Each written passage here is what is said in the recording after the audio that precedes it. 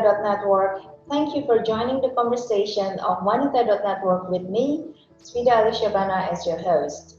Today's conversation is created by Network as a platform for Indonesian women to collaborate, to share knowledge, and to inspire each other in Indonesia and the rest of the world. Network is part of GCM Group that is also the home of Dewi Magazine, Jakarta Fashion Week, Pesona, Prima Rasa, Jakarta Eat Festival, and Beauty Party. On this occasion, with pride, we'd like to share with you that Network is chosen as the official media partner of She Loves Tech, and that soon we will learn about it with me, Virginia Tan, founder of She Loves Tech, the world's largest startup competition for women and technology. They are now active in 30 countries, working with about 2,000 startups and 150 million US dollar in funding. Well, let's have Virginia Tan share with us her love and passion in women and technology.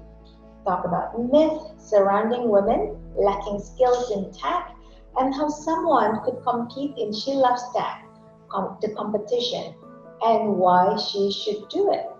To begin with, let me share with you the brief introduction about Virginia, an exceptional woman in the global tech industry, one in a very few women in the world to reach at her level in the men's world of high tech.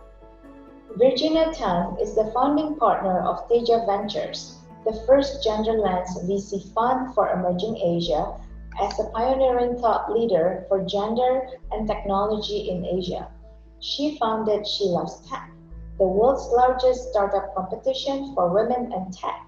Virginia Tan is also the founder and former president of Lean in China, one of China's leading nonprofit platforms for women with over 100,000 members across more than 25 cities and 100 universities in China, which supports the goals and aspirations of Chinese women.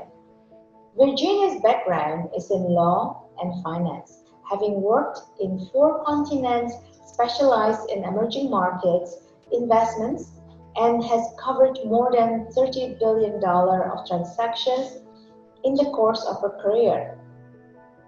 Virginia has received many accolades by global institutions such as the Rockefeller Foundations, Fast Companies, Forbes, as well as the World Economic Forum. Her work has been featured in nearly all top medias in the world. So lucky for us, Network, to have Virginia with us. Hi Virginia, how are you these days? In the time that we are all grounded in isolation, or somewhat that we are in isolation. What does it mean by being women in tech? Let's start with the myth. Women and technology. Is that a myth? Why doesn't rhyme as well as with men and tech? Tell us. I've never really considered what it means to be a woman in tech. If you look at the origins of technology, I've been reading recently the biography of Ada Lovelace, seen to be by many as the first ever computer programmer in the world. She lived in the 1800s, and she was the first to come up with what became algorithms, for computers.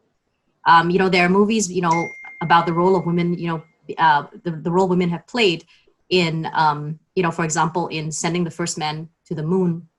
Mathematicians, female Black mathematicians actually helped NASA, put men onto orbit, for the Americans.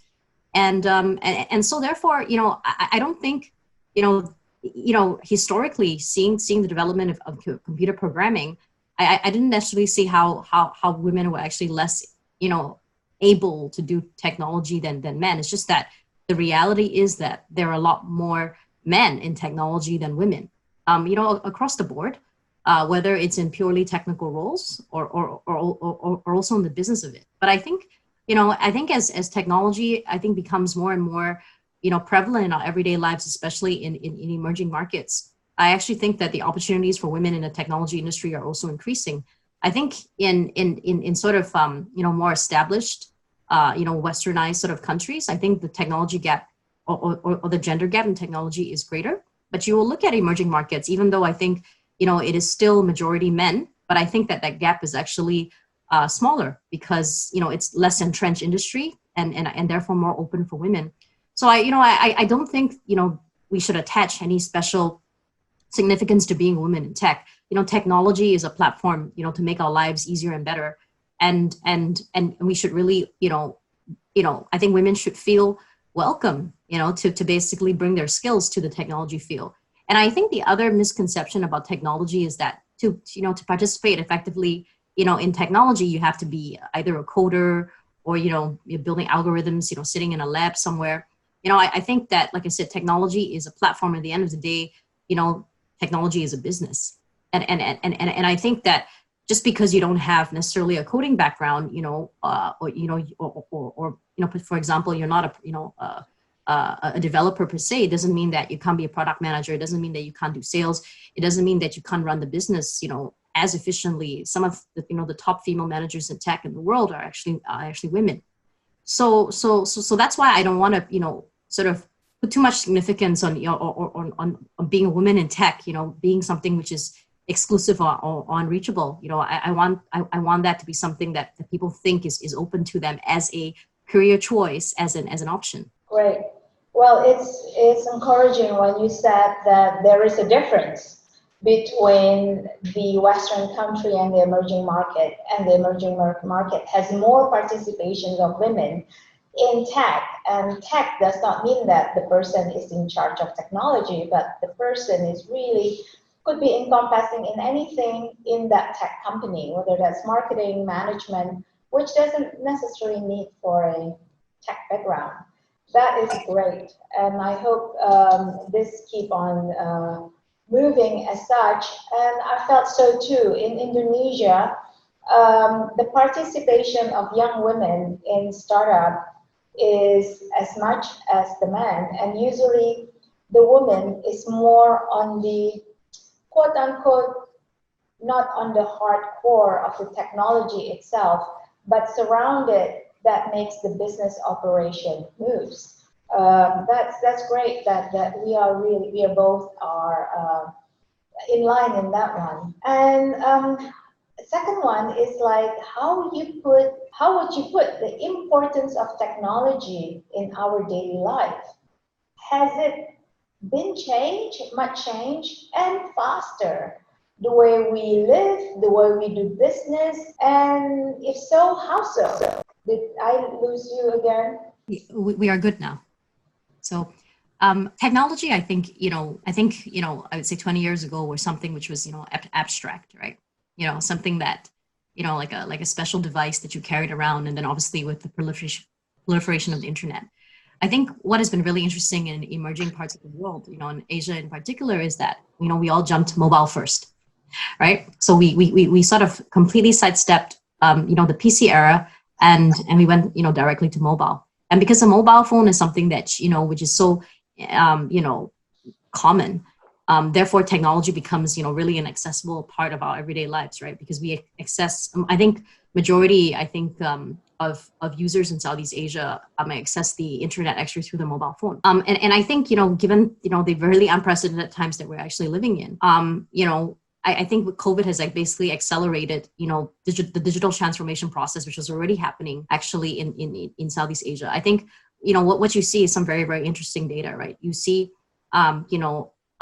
huge increase in, I think Southeast Asians are already the most engaged mobile users in the world.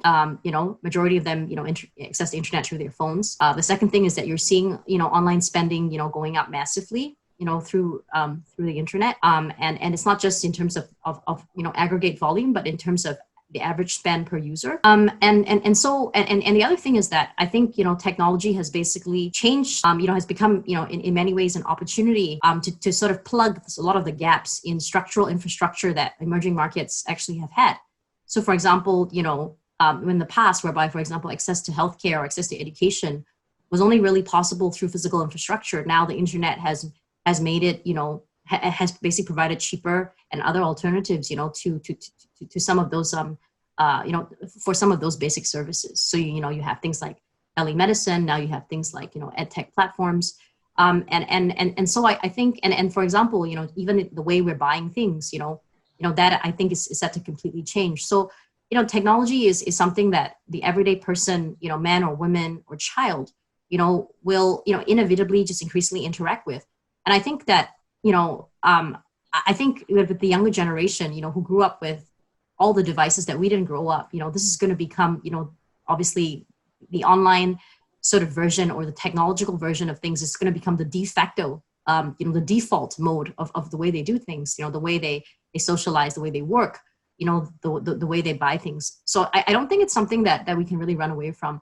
I mean, the one thing I would say for women who don't see themselves as women in tech is that, and because they're not developers, and I definitely fall within that category, right? I wasn't a developer. I didn't have a background in machine learning. I hadn't worked for a big technology company. I think it's really, really crucial, for us to be, if we want to work in this industry, is to actually really understand. I don't think you need to know how to build the technology per se, but I think you definitely need to understand how the technology works. You need to understand the pieces, the different pieces, the different types of roles, that the technology plays. You need to understand how technology actually functions as a product, because that actually leads to the business side of things. You need to understand how technology interacts with the consumer, and how the consumer and the data that we collect from the consumer can actually continually refine the product. And I think I think the key, right, for being a woman in tech is actually understanding technology as a product, and not technology just as a platform or as an instrument. And I actually see that, one very, very important role, in all technology companies, apart from, obviously the developers and the engineers, is actually the product managers. And I'd love to see more women, become product managers, because at the end of the day, one of the reasons why I built Teja Ventures, which focuses on investing in technology for the she economy, is because I noticed that women consumers actually control 80% of discretionary spending globally. So it would make more sense to have more female product managers to serve more female consumers of technology. Thank you, Virginia, for these great initiatives, and thanks for your time for the interview. Looking forward for more collaboration in the future. Thank you, Svida. Thanks. This is the end of today's program, and I'm certain that there are many benefits we could gain from following She Loves Tech. With more women participating in tech, surely change will be more for betterment of hers and society. All communities are welcome also to collaborate with Wanita.network so that we can create more magic in the future.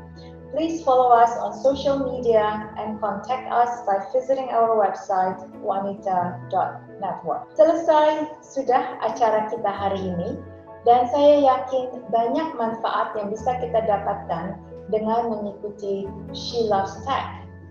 Seperti kata Greg Reed, kolaborasi adalah hal yang penting untuk menciptakan keajaiban.